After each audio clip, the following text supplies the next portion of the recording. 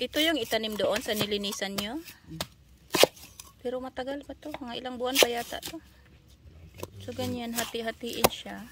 Parang siyang gabi.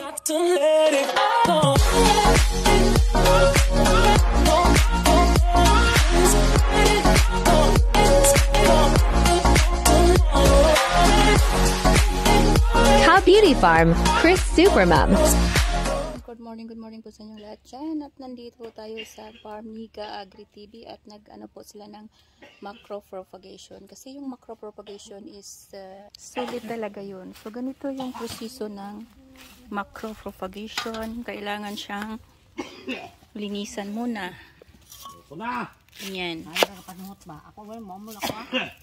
So ganyan po ang macropropagation. Yan. Balatan muna siya.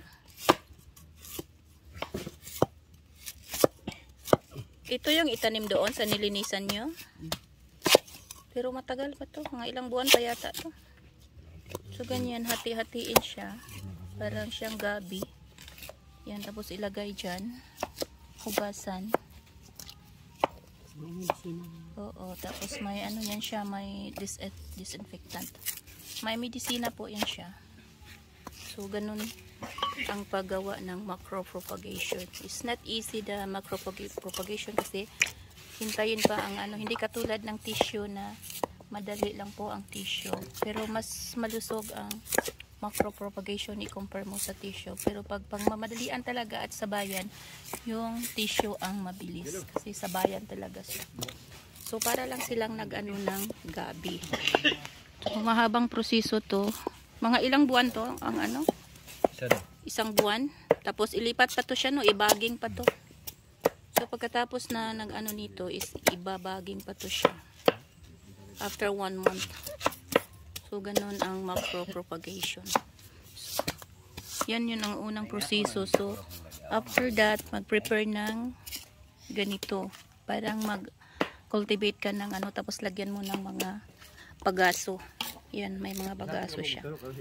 Ganyan. So, ganyan na yan siya. Pag after, hugasan mo siya ng mga medisina. Kahit anong medisina yung hinuhugas nito. Disinfect, sunlox at saka, ano, Ditin. Saka yung foliar natin na Pasgro. Abi.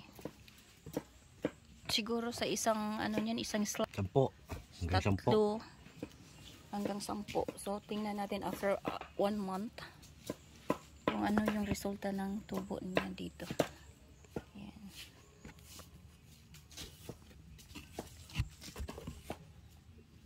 Marami pa no dito. Ito yung hinanda doon sa kabila. Ayan. Tapos dito. Ayan. May ano na yan sa ilalim. May ganyan na dito sa ilalim. Ito. Nasa ilalim. So hihintayin na siya 1 month, tutubo na yan siya 1 month. So ganun yung proseso ng macropropagation. Kasi mas matibay po ang macropropagation compare nimo sa ano, sa tissue. Kasi ang tissue is from laboratory, so parang sensitive masyado. So kailangan mo talaga siyang alagaan. Pero yung macropropagation is hindi siya sensitive kasi sa labas siya lumalaki. Yan. At saka strong din siya masyado. Kahit anong hangin or ano, kaya niyang i-resist. Kasi sanay siya sa labas. Hindi katulad ng tissue na is growing sa laboratory. So, ganun yan siya. Ganun yung preparation niya. Land preparation. Ganun. So, habang dumadami siya, pagka ano niyan, after niyan, ibabaging pa yan siya. Pagka may ano, hindi yan siya i-direct na itatanim. Kailangan ibaging. Para siyang kamuti or gabi. Ganun kahaba yung land preparation niya. Ayan. Ayan, may mga bagaso siya. Ayan. So,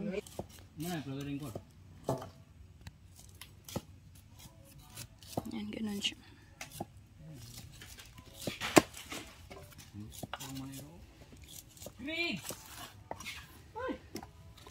Dito. Yung previous na ano. Ito is, hindi to. Yung lakatan. Kaya nag-ano naman kasi for another area. Yan. Yan. So, hintayin na lang po natin mga ka-beauty farm. After 1 month, mag-ano na po siya. Ibabaging na po siya din. Ita-transfer na po siya sa ating ready na lupain. Ayan. So, aabangan po natin mga ka-beauty farm for the next step for our macro propagation. Ayan, so maraming salamat po mga ka-beauty farm. See you for my next video. And thank you so much. God bless us.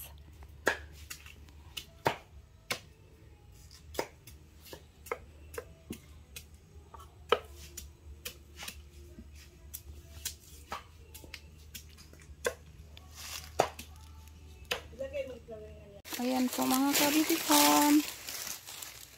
Yun po ang mother plant ng ginagawa ng macro propagation. Yan. Yan po ang bunga.